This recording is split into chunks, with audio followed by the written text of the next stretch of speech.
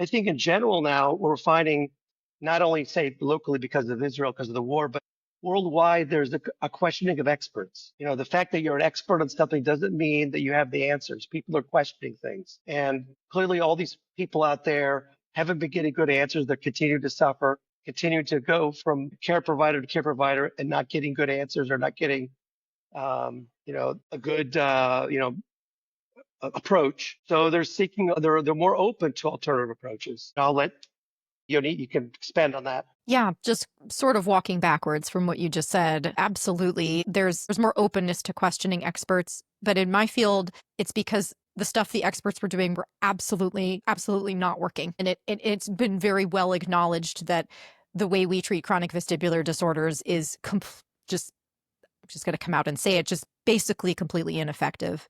And I think I'm not trying to imply that treatments for chronic pain are better, but there are treatments for pain. Pain is acknowledged as a real problem, and there's a lot of visibility, there's a lot of research on it. There are groups that focus on pain, and this is both a positive and a negative, as all of us see with our clients or patients. But the disadvantage of that for people who have non-pain symptoms is that there was really nothing for them at all. There's not enough, there's no research funding. There's just like, you're just going to have to live with this. We don't know what's wrong with you.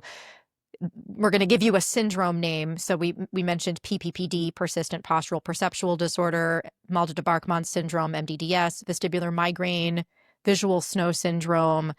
I mean, I could come up with a list of 20 of them. We're just going to give you a syndrome name and we're just going to say, well, we can kind of manage this maybe with some drugs and that's it. I mean, there's no recourse at all. So I think in my field, even without the questioning of the experts, it was ripe for an alternative because there was no other option.